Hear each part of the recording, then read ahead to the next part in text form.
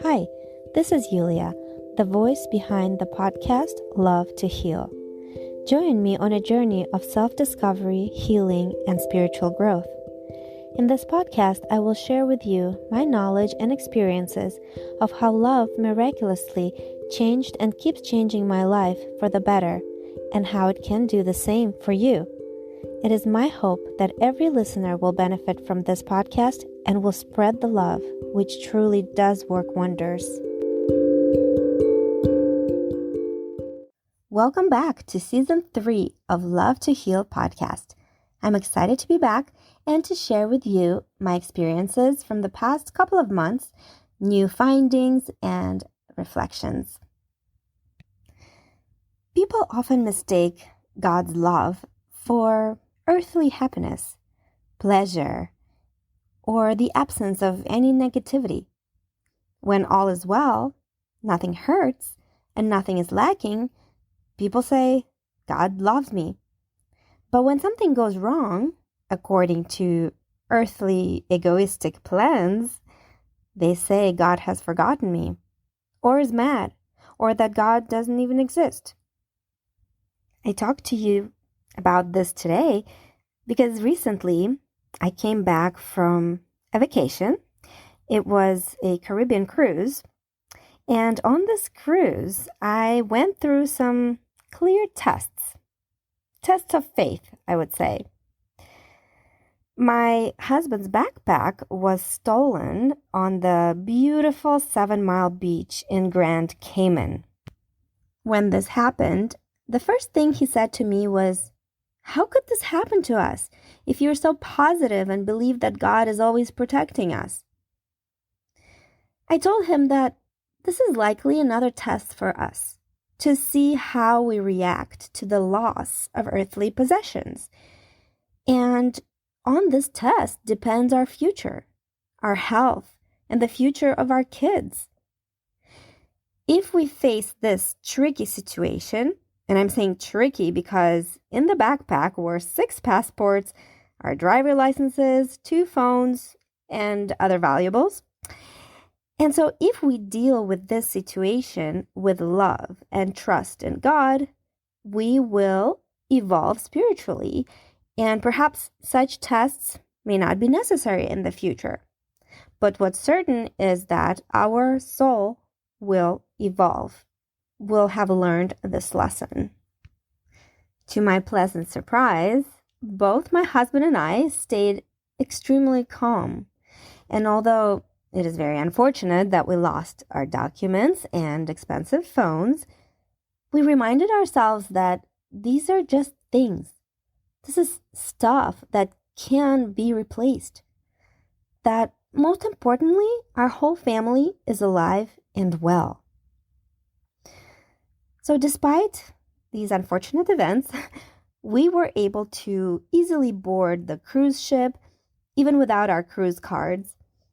And there, the immigration office helped us figure out our return to the States. The main change in myself that I've noticed after my spiritual awakening is that I no longer blame anyone for what happened to me.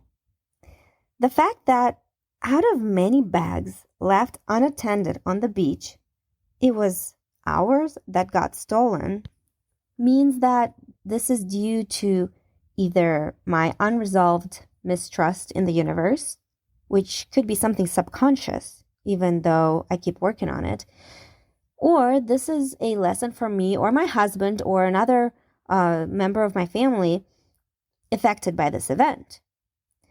And in my family, we were 6 traveling together. 3 kids, my mom, my husband, and I.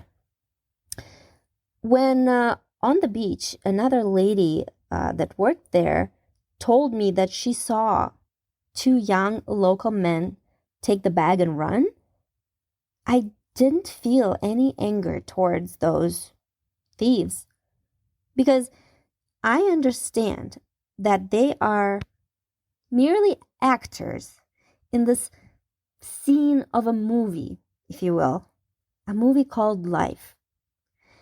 They were casted to teach my family a lesson, and there's no use in seeking justice or getting mad at them. They are simply a program to help me evolve, to help me learn my lessons.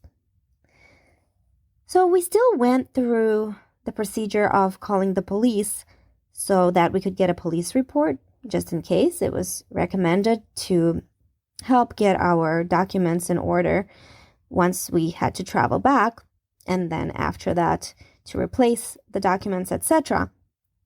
But we didn't do this because I needed justice or revenge. Not at all. I even tried to negotiate with the beach workers that admitted to knowing the thieves. I proposed an exchange of documents for money, but we were pressed for time and couldn't wait for those locals to give us an answer. The shuttle back to the ship had already departed, and my husband and I couldn't wait much longer for the search of those thieves. The police offered to take us back to the ship, which was a new experience for me, having never ridden in the back of a police car before. They even turned on the siren, and it was really fun, actually, having the right-of-way all through the busy port town. So that was a very memorable experience. So basically, I'm very pleased with how my husband and I handled the situation. I can't speak for my husband, but I know I didn't feel anger for a moment, which means I was able to hold on and to preserve the love in my soul, which means more love will flow, resulting in health, happiness, and fortune. I have no doubt in that. And I'm sure in a few months we will look back at this event and laugh about it. We pretty much already do. And it's been not even a month, I think. So my Russian spiritual teacher always tells me, if someone steals from you, thank God for it, because you dodged a serious disease or some other much more unfortunate event. The way it works is that typically we first get tested on the simple material, earthly values like losing money, maybe a job, or meeting rude people, things like that. If we don't pass these tests, we move on to harder ones, like bad relationships, partners cheating on you, failure in business, all kinds of bad luck, as we would call it, in our destiny. What I mean when I say we don't pass the tests is that we don't hold on to the feeling of love. The moment we start to see the aggressors as our enemies, the moment we start to feel anger towards our fate, towards God, towards other people around us, that's when our soul does not evolve. And that's when, due to the lack of love in the soul, we start to get sick or more misfortunes come our way.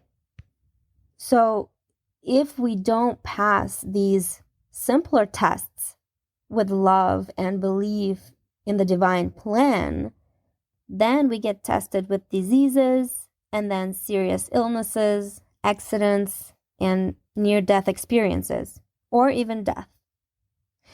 When it comes to this level, many people awaken, especially when people are having a near-death experience or people found out that they have a terminal illness. That's when a lot of people start to all of a sudden pray, believe in God, because they fear death. And so they start to believe in God and ask God for help, right? For healing. And many people miraculously recover and continue to live with faith. Others, of course, many people, they will get better. Maybe they will have cured their cancer, for example, but they still don't awaken. And in that case, they live, but they go on living with the old ways and then encounter similar or more serious life situations further down the line. The idea is, of course, not to have to get to the level of these tests, right? It's better to learn with simpler things like losing money or somebody stealing your wallet or getting into a little fender bender. That's where you want to demonstrate that you're able to preserve love in your soul and grow from that. An extremely timely reminder for me during this sort of difficult time on vacation came in the form of an email from the author Sergei Lazarev that I mention in most of my episodes. I subscribe to his emails, but normally I don't read them because I follow him on social media, and typically the emails are just announcements about upcoming seminars, etc. But while on this trip, what happened was my phone was not connected to the internet. We had decided to just use my husband's phone for that week, and so I wasn't even checking it. But when my husband's phone got stolen, we had no choice but to turn on the service on mine. So I started checking my emails naturally, and that same day that our bag was stolen, an email from Sergei Lazarev appeared and caught my attention. And this is what it said. I'm translating this from Russian, so it went something like this. When tragic events occur, it's very difficult to pull yourself together, not to fall into despair, and stabilize your emotional background. Stress exhausts and deprives you of strength. It forces you to replace the real picture of the world with illusions. They help cope with stress here and now, but in the long run, they pull the rug out from under your feet and ruin your life. These thinking traps force you to put off solving problems, to quarrel with loved ones, and look pessimistically into the future. In a state of anxiety, the perception of reality is distorted. A person sees what is happening through the prism of fear, finding confirmation of a terrible future in any fact. This makes it difficult to objectively assess the situation and increases the feelings of confusion, helplessness, and inability to defend against threats. Stress closes you from the inside. In an effort to appear better, we run away from real feelings. We ignore our feelings. We don't know how to live them. We push them deeper and deeper. And being in a stressful state, we boil faster and faster. Emotions come like uninvited guests. First, discontent appears on the threshold, followed by irritation, anger, and rage. This quote-unquote delegation quietly poisons life and destroys relationships.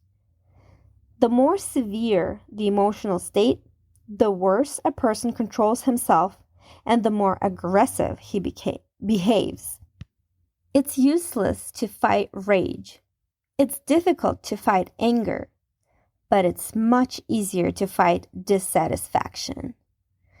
Especially when we understand that the basics of dissatisfaction is rejection of the situation. In other words, rejection of the divine will. When stress hits, we react with one of the options, familiar from childhood: fight, run, or freeze. We've grown up, but our reactions are still the same. So Sergei Lazarev, what he recommends is perceiving any crisis or changes in the situation as another chance given to us from above to strengthen our faith, hope, and love. It's important to develop the habit of turning the impulse of despair into the desire to develop, to grow. The first reaction to any event should be an outburst of love, reverence for the Creator, and acceptance of His will. This perfectly timed email confirmed that what had happened to my family was not a coincidence. And I was and am so happy that my reaction to the situation was proper. The first thing I said in my head when I realized our bag was gone was, "This is God's plan." I accepted the situation, and my feelings of fear and despair were under control and soon dissolved. My teacher also says that while you can complain, and like in my case, call the police, you should maintain the feeling of love and acceptance in your soul. What we show on the outside can actually differ from what we feel on the inside. And so I feel that I did exactly that. Yes, I called the police, but I felt no anger towards the thieves. I kept telling myself that this is divine plan, that everything will work out in the end. And guess what? My story doesn't end here. The next day, we decided to disembark in Cozumel, Mexico. This time, we split up with our friends because they all have older kids and they decided to go snorkeling and ATV riding. We, on the other hand, with my family, booked an excursion to swim with the dolphins at some local attraction park and beach. We figured we don't have much to lose, so we borrowed some money and paid the excursion, which we were told included transportation to and from the park. Some local man took our receipt and asked us to follow him to the taxi area. He got us a taxi and we were on our way. I spoke to the friendly taxi driver in Spanish, and after hearing about our theft story, he expressed his concern and then he wished us luck and blessings for the remainder of the trip. However, when we got out of the taxi, he asked for his payment, to our surprise, since we thought transportation was included in our ticket. All we had, no joke, was $20 in our pocket, but this driver wanted $40. So we called the person who sold us the excursion, and he said that, in fact, only our transport back to the port was included in the price, interestingly enough. At this point, we were lost. We didn't know what to do. We were, of course, getting upset at all the lies that we've had to deal with. And then, all of a sudden, a lady from the US overheard us and just gave us $20 cash to pay the taxi. I asked her for her Venmo or PayPal so we could repay her once we got home, but she simply said, "Paid forward, no worries." I was so touched by this gesture, which also served as a reminder that when you have faith, even in the toughest, trickiest moments, God will always solve the problem or put the right people in your path. And I hear this all the time from many friends of mine, that whenever you need help, people that help you just appear out of nowhere in varying situations. So now we were able to pay the taxi driver and finally continue to the park. Once we entered the park and went to check in for the dolphin experience, which we had booked for a particular time, or so we thought. We were told that we had a 2 p.m. slot reserved for us, but when we got there, they told us that this slot was already full and that the next available one was at 3 p.m. And this was cutting it really close to the time we had to get back to the ship. So again, I tried to preserve my cool and just to keep calm and keep telling myself that everything will work out. And at this point, we had no desire or really energy to argue any further. And we just said, screw it. It is what it is. We'll leave the experience early if needed. And so we finally got to spend some time on the beach and the pool, and then explored some archaeological replica sites in this park. And then finally, my kids got to touch and swim with the dolphins. This, of course, was a wonderful experience for all of us. And the following day, we were supposed to spend the whole day on a private Bahama island of this cruise ship. But due to strong winds, the ship was not able to park. So we continued our journey at sea. So this was another little disappointment in our trip. Many people were really upset, but at this point, nothing could bring me down anymore. I felt so lucky to be spending time with my family and friends, and the fact that we were all well and alive and having a good time. I also felt that through this experience, my husband's and mine love for each other grew even stronger, which is something really beautiful. Sometimes when we experience a series of mishaps, we may feel defeated with no strength to carry on. But it's in moments like this that we can choose to keep our faith and rise stronger than ever before. I know that my story is nowhere near the story of Job from the Bible, but this topic does remind me of it.